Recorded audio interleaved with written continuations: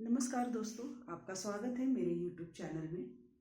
आज हम labour code 21 नवंबर 2025 के बारे में कुछ बातें जानेंगे। जी हाँ दोस्तों, हमारे देश में लेबर कोड 21 नवंबर 2025 से लागू हो चुका है। ये कानून बनकर आ गया है।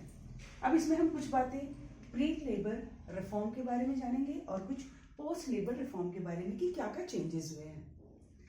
Pre labour reform, no appointment letter.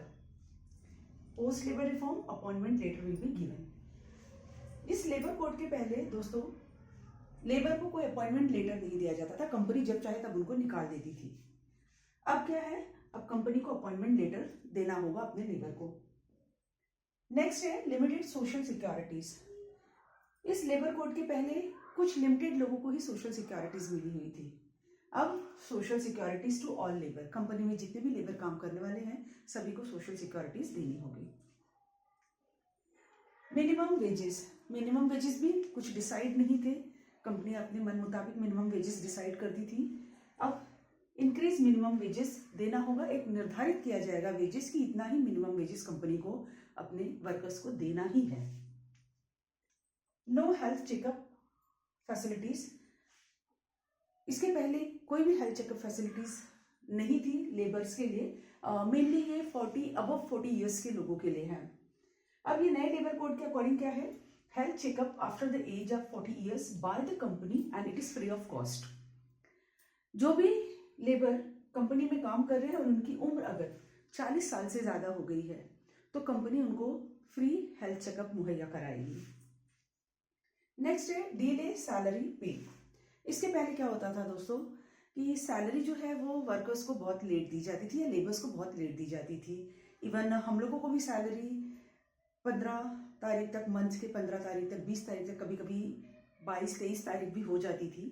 लेकिन अब क्या गवर्नमेंट ने लॉ लाया है कि salary pay time up to 7th date of month, कि महीने की 7 तारीख तक हर किसी कंपनी को 7 तारीख तक अपने लेबर्स को या जो भी उनके यहाँ काम करने वाले एम्प्लॉयज हैं उनको सैलरी दे देनी है।